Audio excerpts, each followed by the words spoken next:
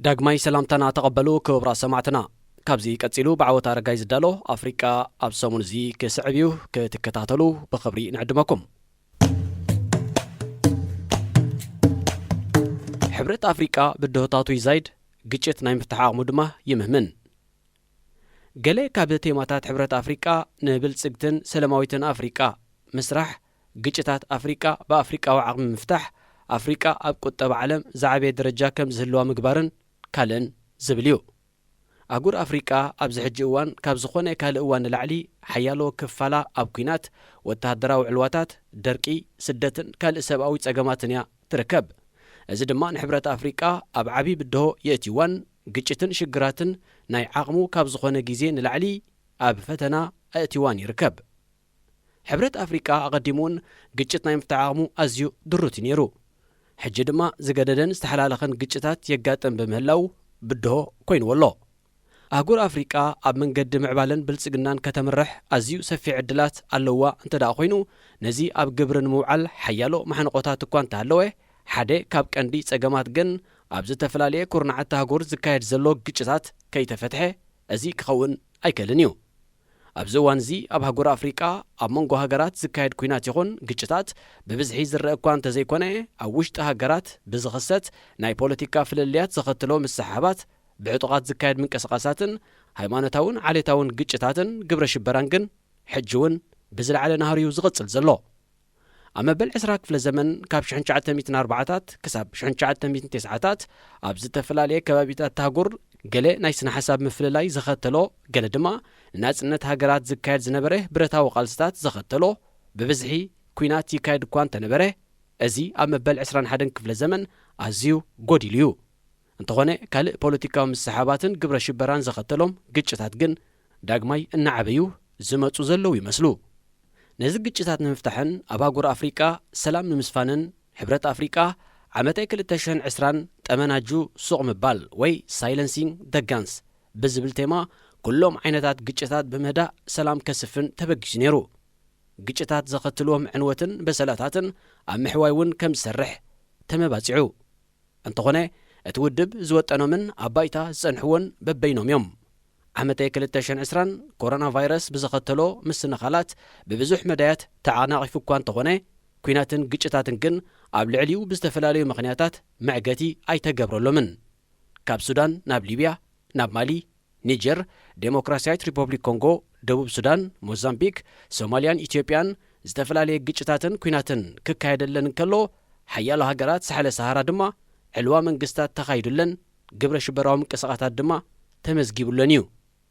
ኣብ ኢትዮጵያ ዝተኻየደ ኩናት ከም ኣብነት እንተሪእና ላዕለዋይ ቤት ጽሕፈት ሕብረት አፍሪካ ኣብ ርእሰ ከተማ ሃገር ከተማ አዲስ አበባ ይዝርከብ እዚ ኮይኑ ከብቅዕ እቲ ሃገር ካብ 1960ታት ኣትሒዛ ብዝተፈላለዩ ግጭታትን ኩናትን እናተሓመሰት እቲ ውድብ ዝኾነ መፍትሒ ከምጽእ ኣይከኣለን ሕብረት አፍሪካ ኣብ ኢትዮጵያ እናሃለወ እቲ ሃገር ኣቐዲማ ብሰሜን ናብ ኩናት ብረታዊ ቃልሲ ንናጽነት ኤርትራ ኩናት ምስ ተጋድሎ ወያነ ሓርነት ትግራይ ብምብራቕ ድማ ምስ ሶማል ኣብ ኦጋዴን ቀጺላ ኣብ ኩናት ዶብ ኤርትራን ኢትዮጵያን ሕጂ እውን ዳግማይ ኩናት ሓድሕድ ምስ ህወሓት ከምኡውን ግጭታት ቤንሻንጉልን ጋምቤላን ምስ ሱዳን ድማ ኣብ ምፍጣጥ እያ ትርከብ ኣብዚ ሕጂ እዋን ኩናት ኢትዮጵያ ብፍላይ ናይ ትግራይ ሃዲኡ እኳ እንተኾነ ምስ ዕጡቓት ፋኖን ካልኦትን ዘሎ ግጭታት ግን ገና ኣይተወድአን ጥራይ ዘይኮነ ናብ ዝለዓለ ኩናት ክዓርግ ከም ዝኽእል እዩ ዝትንተን ሕብረት አፍሪካ ግጭት ትግራይ ንምሽምጋል ፕሬዝደንታት ላይቤሪያ ሞዛምቢክን ዶብ አፍሪካን ነበር ማለት በቅደም ተኸተል ኤሊን ጀንሰን ሰርሊፍ ጆዋኪም ቺሳኖን ጋሊማ ሙትላንትን ምስ ቀዳማይ ሚኒስተር ኢትዮጵያ አብይ አሕመድ ንምዝራብ ኣብ አዲስ አበባ ኣብ ዝኣተውሉ መጀመርያ ከዘራረቦም ቁሩብ ከም ዘይነበረ ድሓር ግን ምስ ካልኦት ሰበስልጣን ክዘራረቡ ከም ዝገበረ ድሕሪ እውን ንሶም ኣብ ከተማ አዲስ አበባ እናሃለው ነቲ ሳልሳይን መወዳእታን ዝበሎ ስርሒት መጥቃዕቲ ከም ዝኣወጀን እዩ ዝግለጽ እዚ ድማ አብይ አሕመድ ኣብ ልዕልቲ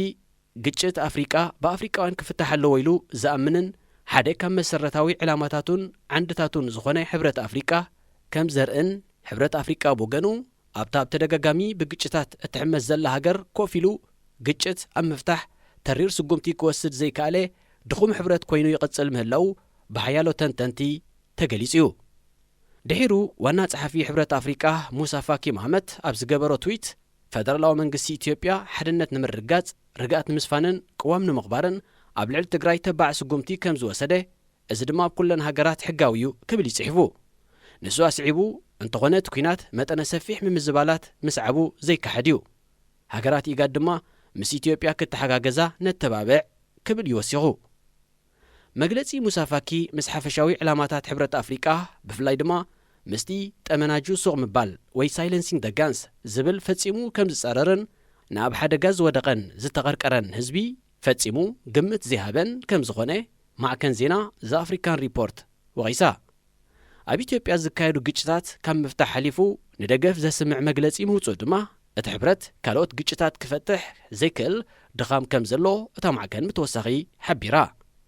ኣብ ክልል ትግራይ ዝተኻየደ ኩናት ኣብ መወዳእቱ ኣብ ደቡብ ኣፍሪቃ ኣብ ትሕቲ ጽላል ሕብረት ኣፍሪቃ ኣብ ናይ ሰላም ስምዕ እኳ እንተበጽሐ ናይ ሰላም ስምዕ ክግበር ሕቡራት መንግስታት ኣሜሪካ ሓያል ጸቕጢ ስለ ዝገበረ ዳ እምበር እቲ ሕብረት ዝኾነ ሓይሊ ከም ዘይነበሮ ተንተንቲ ፖለቲካ ይገልጹ ኩናት ክልል ትግራይ ነቲ ዋና ቤት ጽሕፈቱ ኣብ ከተማ ኣዲስ ኣበባ ዝመደበሩ ሕብረት ኣፍሪቃ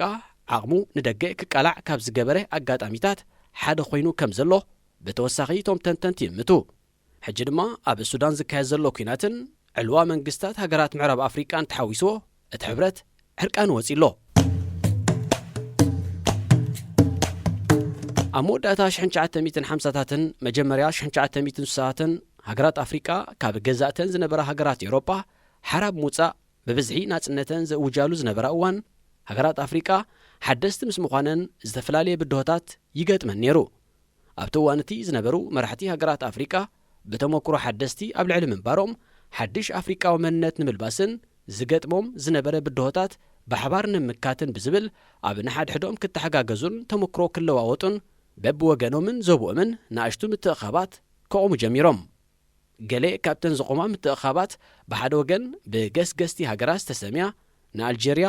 ጊኒ ሞሮኮ ግብፂ ማልን ሊብያን ዝሓቆፈ ንፌደሬሽን ዝዓለመ ውድብ ካዛብላንካ ብኻልእ ወገን ድማ ንሴኔጋል ናይጄርያ ላይቤርያን ኢትዮጵያን ዝሓቆፈ ብቁጠባዊ ምትሕጋዝ ጀሚሩ ናብ ሕብረት ክግስግስ ዝሓለነ ኪዳን ሞንሮቪያ ዝተጸውዐ ጉጅለ ሃገራት ዘጠቓለለ እዩ እንተኾነ ተን ተመክሮ ዘይነበረን ሃገራት ኣብ ንሓድሕደን በብወገነን ዝገብርኦ ዝነበራ ዝርርባት ኣብ ስምዕ ክበጽሓን ከምቲ ዝድለየ ክዕወትን ኣይከኣለን ጸኒሑ ሓያል ፓን ኣፍሪካዊ ናይ ሕድሕድ ምትሕጋዝ ስምዒት ብዝነበሮ ናይ መጀመርያ ናይ ጋና ፕረዚደንት ኳሜ ንክሩማን ካልኦትን ብዝገበርዎ ድፊት ኣብ 1963 ንጉስ ኢትዮጵያ ነበር ሃይለ ስላሴ መራሕትተን ኣቐዲመን ዝተጠቕሳ ናይ ፌደሬሽን ናይ ቁጠባዊ ምትሕጋዝ ውድባትን ካልኦት ሃገራትን ናብ ኣዲስ ኣበባ ክመጹ ብዝገበረሎም ዕድመን ድሒሮም ብዘካየድዎ ዘረብን 32 ሃገራት ተረኺበን ውድብ ሓድነት ኣፍሪቃ ክምስርታ ብስምምዕ ክታመን ኣንቢረን ካብ ቀንዲ ዕላማታት ውድብ ሓድነት ኣፍሪቃ ህዝቢ ኣፍሪቃ ዝተመሓየሸ ህይወት ንክህልዎ ኣብ መንጎ ሃገራት ምትሕጋዝ ክካየድ ሉዓላውነት ሃገራት ኣፍሪቃ ክሕሎ ኣብ ሽዑ እዋን ገና ኣብ ትሕቲ መግዛእቲ ኤውሮጳ ዝነበራ ሃገራት ናጻ ክወፃ ሓበራዊ ቃልሲ ክካየድ ብውሕዳትን ጸዓዱ ኤውሮጳውያንን ዝመሓደራ ዝነበራ ከም ደቡብ ኣፍሪቃን አንጎላን ዝኣመሰላ ሃገራት ናጻ ክወፃን ብደቀባት ክመሓደራን ሃገራት ኣፍሪቃ ዳግማይ ብባዕዳውያን ሃገራት ከይግዛኣ ወይ ከዓ ኣብ ናይ ኢዳዙር ወይ ኒዮኮሎኒያሊዝም መግዛእቲ ከይወድቃ ብሓባር ምክልኻል ዝብል ነበረ እቲ ውድብ ከም ካልኣይን ዝዓበየን ዕላማ ዝሓዞ ድማ ሰብኣዊ መሰላት ህዝብታት ኣፍሪቃ ክሕሎ ደረጃ መነባብሮ ኣፍሪቃውያን ክብል ኣብ መንጎ ሃገራት ኣፍሪቃን ኣብ ውሽጢ ሓንቲ ሃገርን ዘጋጥም ግጭታትን ምሰሓባትን ብውሽጣዊ ዓቕምን ብዲፕሎማስያዊ ዝርብን ክፍታሕ ዝብል እዩ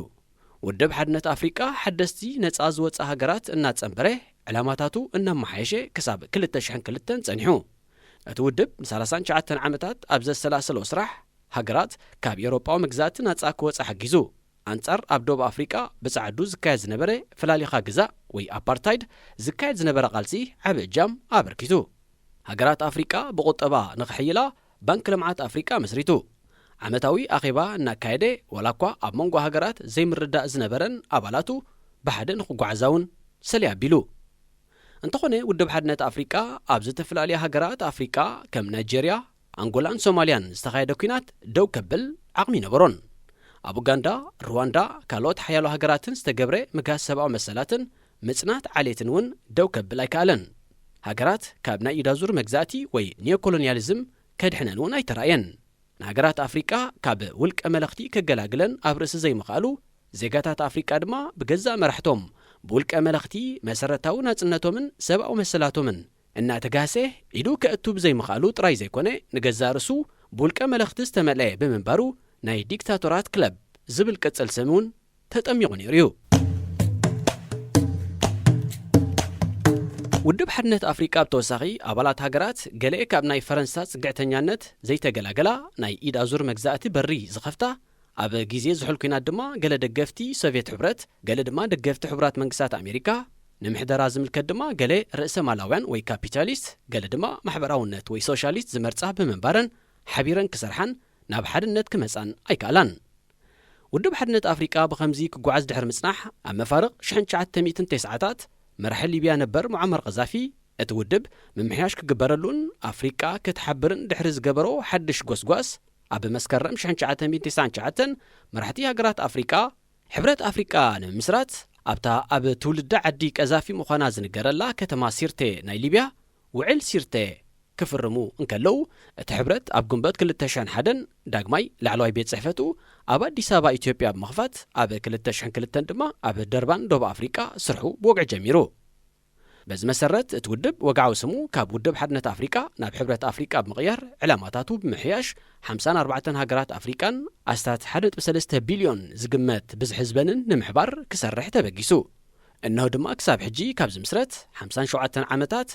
ዕላሙን ስሙን ቀይሩ ንሕብረት ክሰርሕ ካብ ጅምር ድማ ንመበል 20 ዓመቱ ይቕጽል ኣሎ። ሕብረት ኣፍሪቃ ኣብ ሃገር ኣፍሪቃ ግጭት ንምክልኻል ኩሉቲ ንግጭት ከምርሕ ዝኽእል መሓንቆታት ከውግድ ነይርዎ። ሕብረት ኣፍሪቃ ሕብረት ንምርጋጽ ኣብ መንጎ ሃገራትን ኣሕዛብን ጥምረት ጥርናፈን ምትሕጋዝን ክህሉ ናይ ኣባላት ሃገራት ሉዓላውነት ግዛት ዶባትን ናጽነትን ክሕሉ ኣብ መንጎ ሃገራት ፖለቲካውን ማሕበረ ቁጠባውን ምውሃድ ከቀላጥፍ ናይ ሃገራትን ኣሕዛብን ናይ ሓባር ረቑሒ ጥቕምታት ምሕላውን ምክልኻልን ኣህጉራዊ ምትሕጋዝ ንምትብባዕ ብመሰረት ዓለምለኻዊ ውዕል ሰብኣዊ መሰላት ዜጋታት ክሕሉ ኣብ መንጎ ሃገራት ሰላም ጸጥታን ምርጋእን ከረጋግጽ ሃገራት ዴሞክራስን ቁኑዕ ምሕደራን ክህልወን ከም ቀንዲ ሸቶታት ገይሩ ክሰርሐሎም ናይ ግድን ነይሩ። ሕብረት ኣፍሪቃ ብተወሳኺ ናይ ኣሕዛብ ክብርታትን መሰላትን ክሕሉ ካብ መንጎ ሃገራት ኣፍሪቃን ካብኡ ወጻኢ ዓለምለኻዊ ናይ ንግዲ ምልውዋጥ ክህሉ ናይ ህዝቢ ናይ መነባብሮ ደረጃ ከመሓይሽን ክብክብልን እቲ ኣህጉር ናብ ምዕባለ ንምምራሕ ኣብ ስነ ፍልጠትን ቴክኖሎጅን ምርምራት ከካይድ ኣብቲ ኣህጉር ዝረኣዩ ሕማማት ምስ ዓለምለኻውያን ውድባት ምትሕባር ምቅላስን ጥዕና ዜጋታት ምሕላውን ንዕቤት ቁጠባ ማሕበረሰብን ባህልን ምትብባዕ ኣብ መንጎ ሃገራት ዝካየድ ግጭታት ብውሽጣዊ ዓቕሚ ክፈትሕ በተደጋጋሚ ካብ ዘውጾም ጭርሖታት እዮም። ዕላማታትን ሸቶታትን ሕብረት ኣፍሪቃ ኣዝዮም ተባህግትን ንምዕባልን ጸጥታን ታህጉር ኣብ ምርጋጽ ኣዝዮም ሓገዝትን እዮም። ንሕብረት ታህጉርን ንምርጋጽን ንዕላማታትን ሸቶታትን ንምውቃዕን ብፖለቲካውን ምሕደራውን ክፋላት እዩ ዝመሓደርን ዝካየድን ናይቲ ሕብረት ዝዓበየ ውሳኔታት ብላዕለዋይ ባይቶ ማለት ብመራሕቲ ኣባላት ሃገራት ይካየድ። ዕላማታትን ሸቶታትን ንምትግባርን ብሃገራት ዝርቅሑ ኣስታት 265 ኣባላት ፓን ኣፍሪካዊ ፓርላማ ኣለዉ። ጉዳያት ንውሳኔ ክሓልፉ ናብ ላዕለዋይ ባይቶ ዝሕልፉ ብሚኒስትራት ጉዳያት ወጻኢ ዝቖመ ቆንስል ፈጻሚ ኣካል ኣሎ። ንጉዳያት መዓልታዊ ዝከታተሉ ቀወምቲ ኣምባሳደራት ወከልቲ ሃገራት ድማ ኣለዉ። ሕብረት ኣፍሪቃ መንገዲ ወከልቱ ጉዳያት ናብ ቀድሚት ብምምጻእ ይዛረበሎምን ኣቓልቦ ከም ዝረኽቡ ይገብርን እዩ። ዛጊት ኣብ ጉዳያት 18 ሃገራት ኣስታት 50 ዝተፈላለዩ ተልእኾታት ብምክያድ ዝተፈላለየ ውሳኔታትን ኩነኔታትን እውን ኣሕሊፉ እዩ። እንተኾነ መብዛሕትኦም ዘሕልፎም ውሳኔታት ኣብ ወረቐት ሰፊሮም ዝተርፉን ዘይስግደዱን ብምዃኖም ውፅኢታውያን ኣይኮኑን። ሕብረት ኣፍሪቃ ብሓፈሻ ኣብ ዛጉር ሰላም ምርግጋእን ጸጥታን ብምርጋጽ ብልጽግትን ገስጋሲትን ኮይና ከም እትህነጽ እዩ መብጻዕት እዩ። መብጻዕታትን ዕላማታትን ግን ተተግቢሮም ዶ ወይ ድማ ይትግበሩ ኣለዉ ዶ ወይ እውን ጌናዮም ኣብ ተስፋ ዘለዉ ንዝብል ኣብ ፖለቲካ ዴሞክራሲ ብልሽውና ቁጠባ ምዕባለ ፋይናንስ ጸጥታን ካልእን ዝወስዶም ስጉምታት ብተወሳኺ ምፍታሽ እውን ከድል እዩ። ምርግጋጽ ውሑስ ፖለቲካን ዴሞክራስን ሓደ ካብ ቀንዲ ሕብረት ኣፍሪቃ ኮይኑ ነዚ ንምርጋጽ እቲ ሕብረት ኣብ ልዕሊ ዝተፈላለየ ሃገራት ዘሕልፎ ውሳኔታት ጸማም እዝኒ ተዋሂቦ። ናይዚ ናይ ገለ ሃገራት ኣብነት ምስ ንርኢ ኣብ 2018 ኣብ ዴሞክራሲያዊት ሪፐብሊክ ኮንጎ ኣብ ዝተኻየደ ሓፈሻዊ ምርጫ ፌሊክስ ቴስኪዲ ፕረዚደንት ኮይኑ ተዓዊቱ ሕብረት ኣፍሪቃ እቲ ምርጫ ምድንጋራት ነይርዎ ብምባል ክስረዝን ዳግማይ ምርጫ ክካየድን እኳ እንተጸውዐ ጸማም እዝኒ ተዋሂቦ ፌሊክስ ተስኪዲ ፕረዚደንት ኮይኑ ቀጺሉ ሕብረት ኣፍሪቃ ድማ ዝኾነ ስጉምቲ ኣይወሰደን።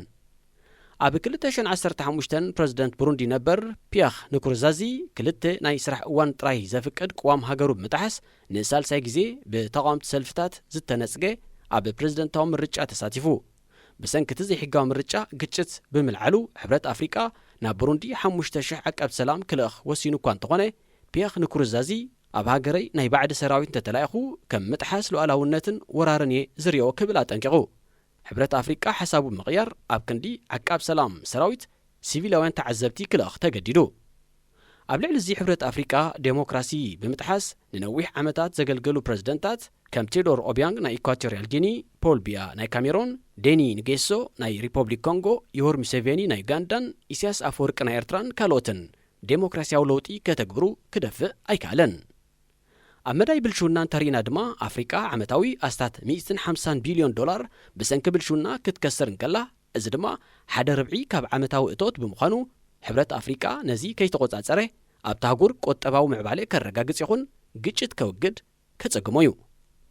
ኣብ ጉዳይ ጸጥታ ኣብ ሃገር ኣፍሪቃ ካብ ማሊ ኣብ ምዕራብ ክሳብ ሶማልያ ኣብ ምብራቕ ከም ካሜሮን፣ ደቡብ ሱዳን፣ ሊብያ፣ ዴሞክራሲያዊት ሪፐብሊክ ኮንጎን ካልኦትን ድማ ኣብ ማእከል ኣብ ቀጻሊ ውሽጣዊ ሕንፍሽፍሽ ክሕመሳ ይረኣያ ኣለዋ።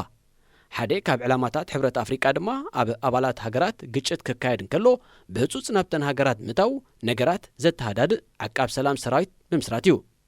ሕብረት ኣፍሪቃ ነዚ ዕላማ እዚ ንምትግባር ናብ ሶማልን ዳርፉር ሱዳንን ዓቀብቲ ሰላም ብምልኣኽ ግጭታት ከተሃዳድእ ፈቲኑ እኳ እንተኾነ ብዘጋጠሞ ፊናንሳዊ ዋሕዲ ስርሒታቱ ናብ ካልኦት ግጭት ዘለወን ሃገራት ከስፋሕፍሖ ኣይከኣለን። ኣብ መወዳእታ ፋይናንስ እዩ። ሕብረት ኣፍሪቃ ንዘውፅኦ መደባት ከምኡውን ገንዘባዊ ዓቕሚ ዘይብሉ ብምዃኑ ዝበዝሐ መደባቱ ብሕብረት ኤውሮጳ፣ ሕቡራት መንግስታት ኣሜሪካን ቻይናን እዩ ዝምወል። 72% ካብ ባጀቱ በዘን ሃገራት ይምወል። በዚ ምኽንያት ድማ እቲ ሕብረት ካብ ብናቱ ድሌትን ዝምባለን ብናይ መወልቱ ውሳኔታት ክቕየድ ይቕሰብ። መወልቱ ድማ ናይ ዝካየድ ግጭታት ዘወርቲ ይኾና። ሕብረት ኣፍሪቃ ኣብ ልዕሊ ግጭት ዝገብራ ሃገራት እገዳ ክገብር ኣይረአን እዩ። በንጻሩ ሕብረት ኤውሮጳን ሕቡራት መንግስታት ኣሜሪካን ኣብ ልዕልተን ሃገራት ንዝወስዶ ስጉምቲ ዝኽተል ብምዃኑ ናቱ ተጽዕኖ ከተግብር ኣይክእልን እዩ። እቲ ሕብረት ብተወሳኺ ሓያሎ ካብ ጸለውቲ ዝበሃሉ ወከልቲ ሃገራት መራሕቱ ንባዕሎም በቕዋምን ሕግን ዘይከዱ ብምዃኖም ንሓድሕዶም ክተሓላለዉ ዳ እምበር ናብ ገዛ ርእሶም ከይግምጠሎም ኣብ ልዕሊ ካልኦት ናይ ለውጢ ጸቕጢ ክገብሩ ኣይደፍኡን እዮም። ብንጥረ ነገርን ማዕድንን ሃብታም ኣህጉር ዝሓዘ ሕብረት ኣፍሪቃ ብገንዘባዊ ፊናንስ ነብሱ ከይከኣለ ድልዱል ዓቃብ ሰላም ሰራዊት ከይመስረተ ብልሽውና ከይተቆጻጸረን ጸጥታን ሰላምን ከስፍን ከጸግሞ እዩ። ሕብረት ኣፍሪቃ ብምልአን 54 ሃገራት ኣፍሪቃ ኣባሉ ክኾና እንከለዋ ሞሮኮ ከም ኣካላ ተቆጽራ ምዕራብ ሳህራ ወይ ድማ ሳህራዊት ዓረብ ዴሞክራሲያዊት ሪፐብሊክን መበል 55 ኣባል እያ። ሕብረት ኣፍሪቃ ብተወሳኺ ብዘይካ ሃገራት ኣፍሪቃ ገላዩ ኮይኖም ናብ ኣፍሪቃ ተወሲዶም ብዝተሸጡ ዝቖማ ሃገራት ካሪብያን ከም ሄይትን ጀማይካን ካልኦትን ዝኣመሰለ ሃገራት እውን ናብ ሕብረቱ ተዓዘብቲ ክኾናን ክሳብ ኣባልነት ካሓታን የፍቅድ እዩ። ሕልምን ባህግን ሕብረት ኣፍሪቃ ዓብ እኳ እንተኾነ ኣብ ተግባር ከውዕሎ ግን ግዜ ክወስድ እዩ። ክሳብ ዓመተ 2063 ድማ ኩሉ ሽግራት ኣፍሪቃ ተወዲኡ ብልጽግቲ ኣህጉር ክፈጥር መደብ ሓንፂጽሎ። ክቡራት ሰማዕቲ እዚ ክትከታተልዎ ጸናሕኩም ብዓወት ኣረጋይ ዝተዳለወ ኣፍሪቃ ኣብዚ ሰሙን እዚ ነይሩ። ምስ ተረፈ መደባትና ምክታልኩም ክትቀጽሉ ደጊምና ንዕድመኩም።